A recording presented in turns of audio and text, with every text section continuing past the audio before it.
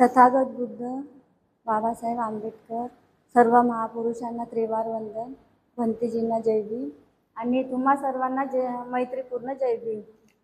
बुद्ध जयंतीचा कार्यक्रम झाला. सर्व जगामध्ये बुद्ध जयंती साजरी करण्यात आली आणि भारतातच नाही तर सर्व जगामध्ये बुद्धाला मानतात आणि बुद्ध जयंती साजरी करतात. तर बुद्ध जयंती साजरी करणे म्हणजे नेमकं काय करणं. एक वर्ष बुद्ध जयंती आली म्हणजे त्यांना वंदन करणे किंवा बुद्ध गयाला जाणे किंवा विहारात जाणे असं तर नाही आहे. बुद्धांनी तर हे सांगितलं नाही किंवा त्यांचा उद्देश पण तो नव्हता. आणि आपण सध्या इथे आहोत, बाकी बरेच लोक बुद्ध गयाला गेले आहे, आपण इथे आहोत. पण बुद्ध त्यांना प्रसन्न होतील किंवा आपल्याला नाही होणार असं तर काही आहेच नाही.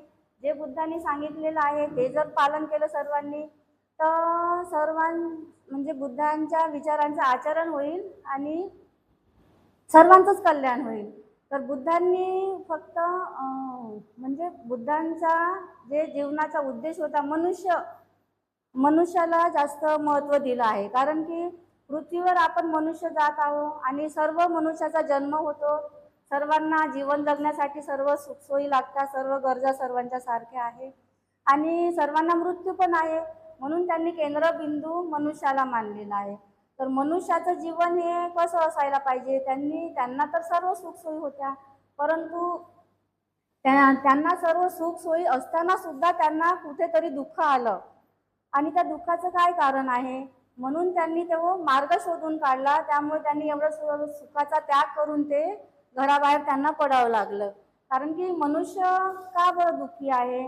आणि त्यांनी जर समजा त्या युद्धामुळे जर त्यांनी जे स्वाभिमानाचं जीवन जगत होते, पण त्यांना त्यांची एक प्रकारे संघात राहून गुलामगिरीच करावं लागत होती. म्हणून त्यांनी ते घरदार वगैरे सर्व सोडावं लागले त्यांना.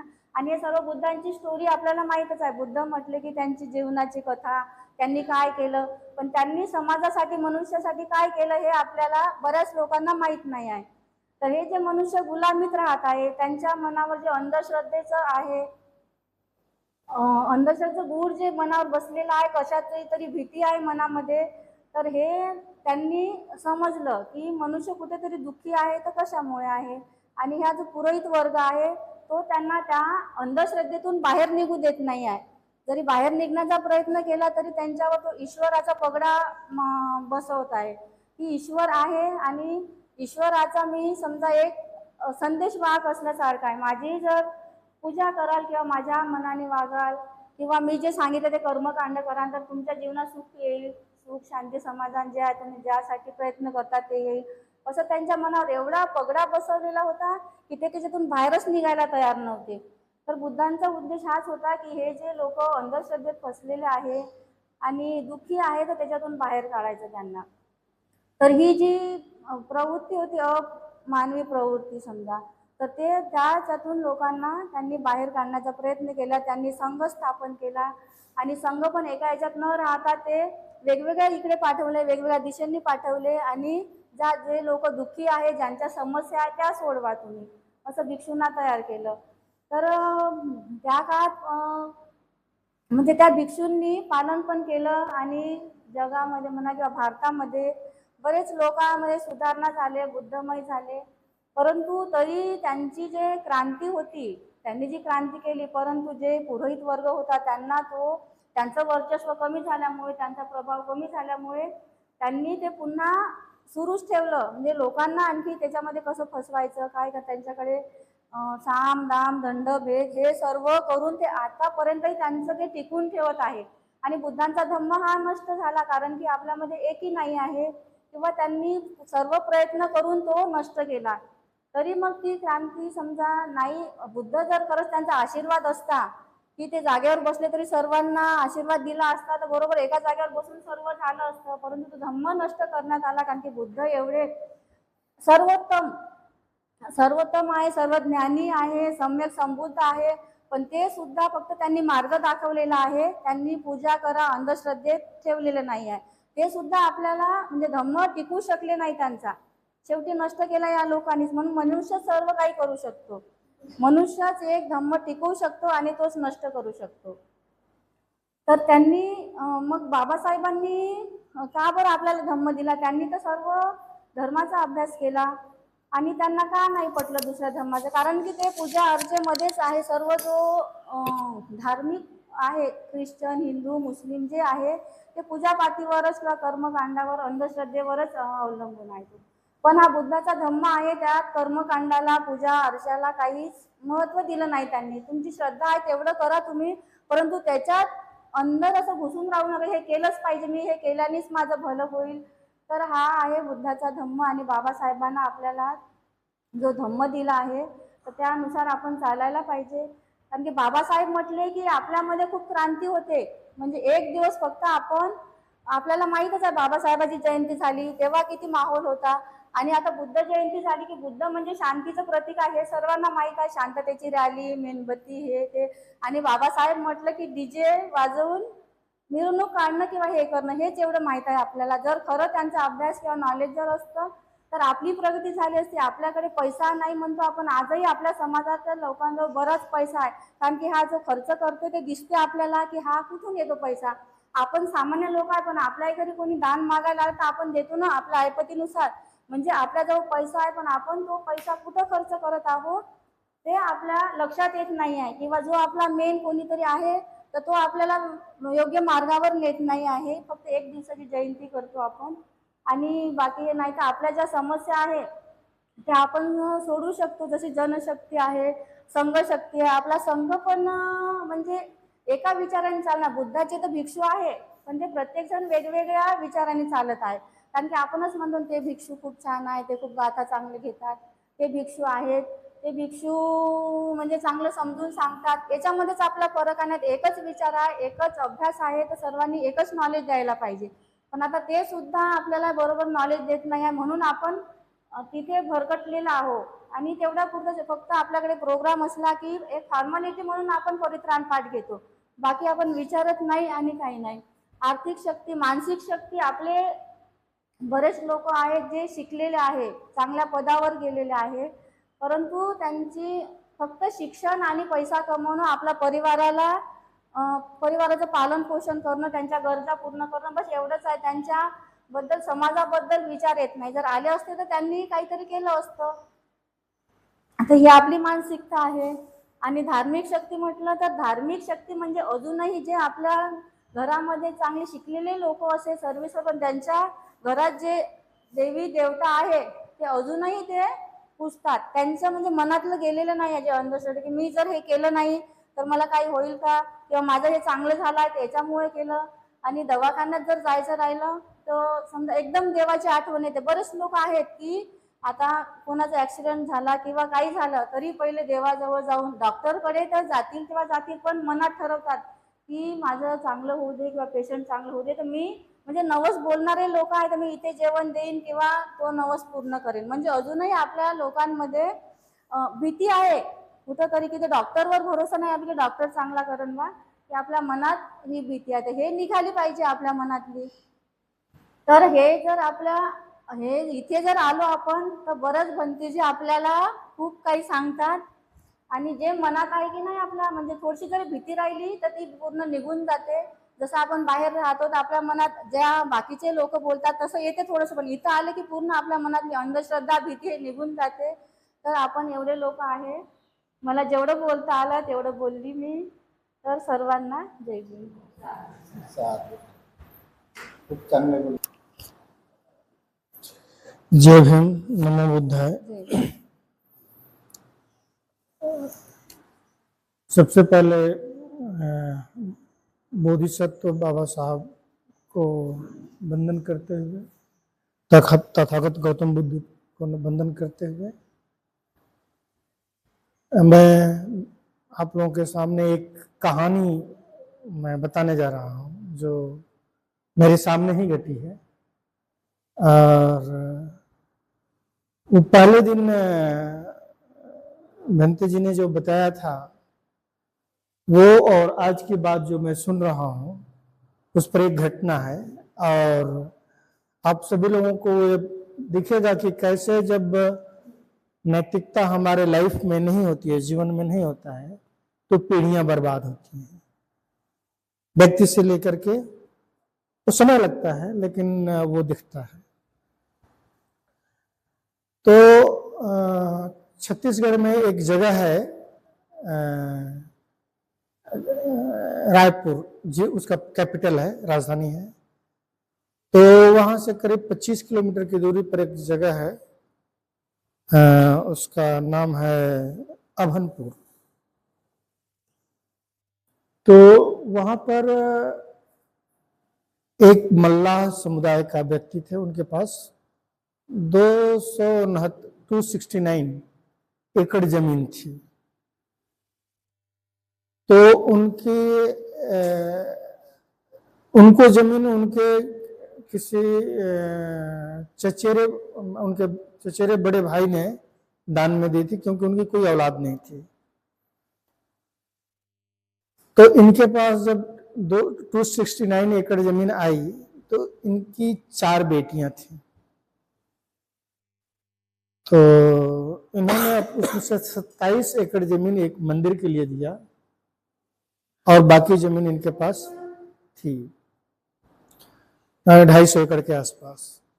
से जो बड़ी बेटी थी, उसका एक वहां का एक ब्राह्मण आया था यूपी से, उसके साथ उसका मित्रता हुआ, और इतनी घनिष्ठता हो गई कि उसने जो है अपने एक जमीन के टुकड़े को बेचने के लिए, हमारे आपके यहाँ कुछ होता होगा कागज, वहां हम बोलते हैं power of special power of attorney, विशिष्ट अधिकार पत्र, जनरल सामान्य अधिकार पत्र, कि जमीन बेचना और उसके बदले में पैसे लेना।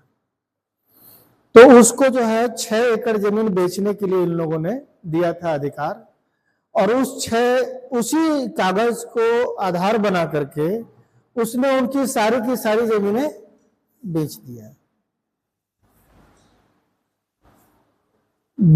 तो अब तो इनके जो राजा टाइप का है ना, जिसके 270 करोड़ एकड़ मान लीजिए जमीन हो, तो बहुत बड़ी जमीन होती है, और उसी जमीन में तहसील है। तो तहसील की जमीन है, तहसीलदार वहां कोर्ट वगैरह भी है, तो वहां जमीन की कीमत बहुत ज्यादा होती है। तो घर से एक बड़ी जो है, उनकी 4 लड़कियां थी, तो एक बड़ी लड़की का एक गलत व्यक्ति से संपर्क होता है, तो उसका असर किसके ऊपर पड़ता है? पूरे परिवार के ऊपर, जो उसमें जुड़ा हुआ है परिवार के ऊपर। अब क्या होता है कि अब वो जमीन तो फर्जी थी, फर्जी तरीके से बेचा गया था, तो उसमें केस लड़ने वाले लोग आए, कि मदद करने वाले। देखिए कहां कहां कैसे कैसे आदमी एक एक चरण पर फंसता जाता है। विनाश काले विपरीत बुद्धि, इसलिए बाबा साहब ने कहा था कि समझो, और बाबा साहब ने धम्म की बात कही थी कि आपके पास जो है परिवार में कोई नैतिक आदमी होना चाहिए, जिसको कि मेंटर कर सके, जो सब चीजों को सही तरीके से बता सके।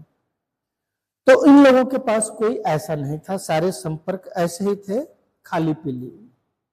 तो इनका क्या हुआ कि जब वकील आए केस लड़ने के लिए, तो वकील को क्या चाहिए? पैसा। इनके पास देने के लिए पैसा नहीं है, इनके पास आज की तारीख में रहने के लिए जमीन नहीं है। जो घर बनाया हुआ था पूर्वजों का, वही वो भी गिर चुका है, उसके अलावा और कुछ नहीं है। तो उन 4 लड़कियों के फिर 4 बच्चे पैदा हुए, 5 हुए। एक महिला की 2 लड़कियां हुई, तो उसमें से एक की शादी नहीं हुई, एक अपने घर पर है, और एक लड़की का एक लड़का हुआ। तो तीसरी पीढ़ी में आकर के उसमें एक लड़का है।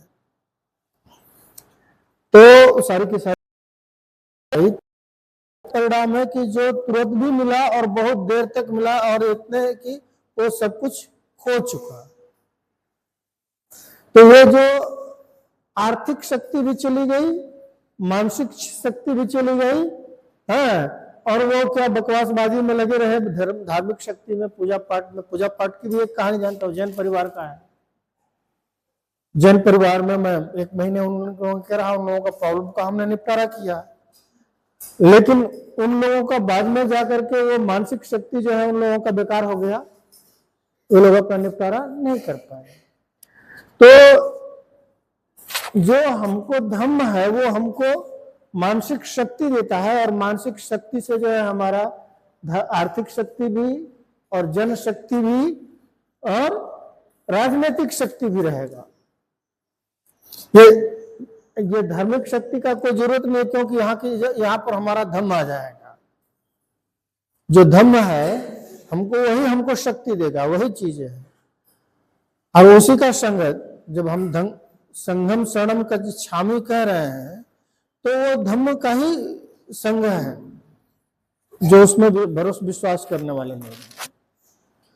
तो ये चीजें जो है हमने जो समझा है उदाहरण, जो हम बैठे बैठे सोच रहे थे, ये कहानी जो है हम लोगों को मालूम होनी चाहिए सब लोगों को, कि कैसे ये प्रैक्टिकल रियल लाइफ कहानी है, कि कैसे एक के बाद ऐसे। और भी आप लोगों के गांव में भी जब बैठ करके सोचेंगे तो बहुत सारा चीज ऐसा मिलेगा कि कैसे एक पीढ़ी में जो है गड़बड़ी हुआ, वो धीरे धीरे पूरी पीढ़ी को खा गया।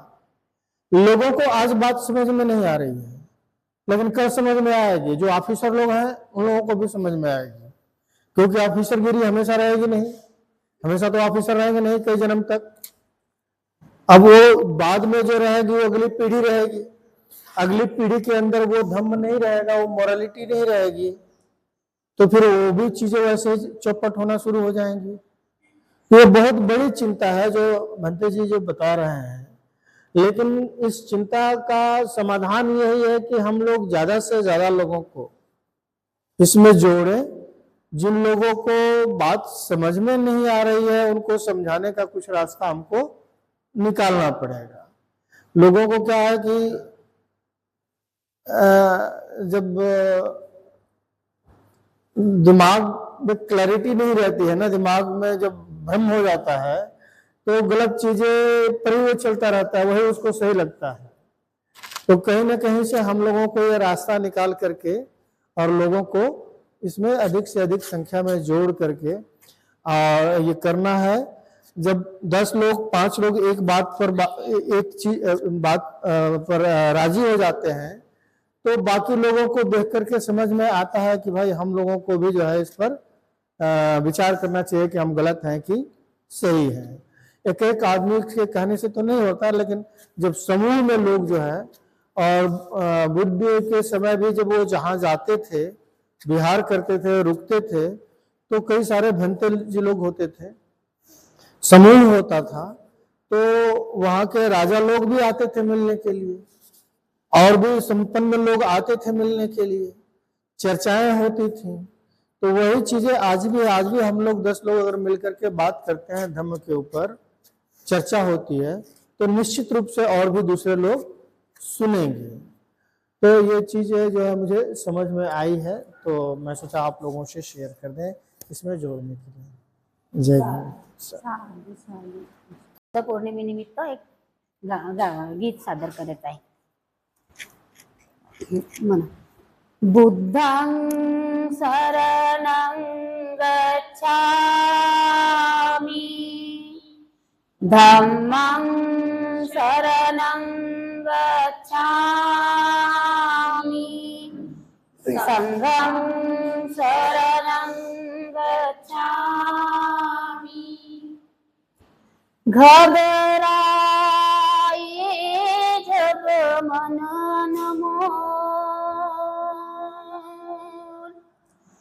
हृदय उठे डावाडोल।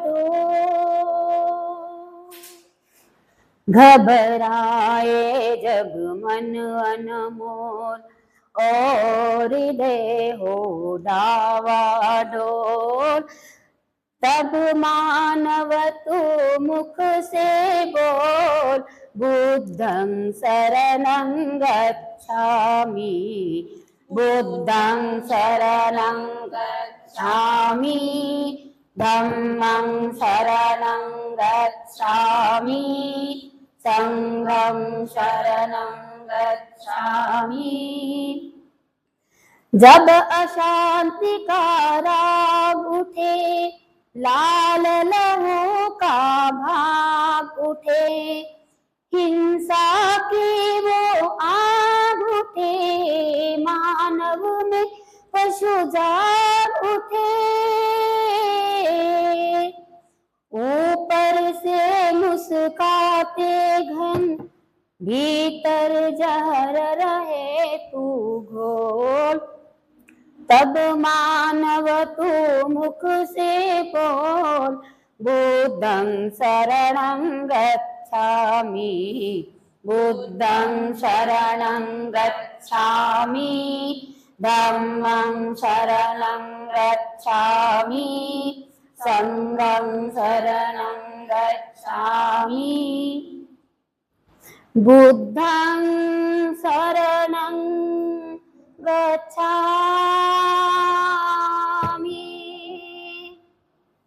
जब दुनिया से प्यार उठे, जब दुनिया से प्यार उठे, नफरत की दीवार उठे, माँ की ममता पर जिस दिन बेटे की तलवार उठे, धरती की काया कांपे, अंबर जगमग उठे डोल। तब मानव तू मुख से बोल, बुद्धं शरणं गच्छामि, बुद्धं शरणं गच्छामि, धम्मं शरणं गच्छामि, संघं शरणं गच्छामि। दूर किया जिसने जन मन के, व्याकुल मन का अंधियारा,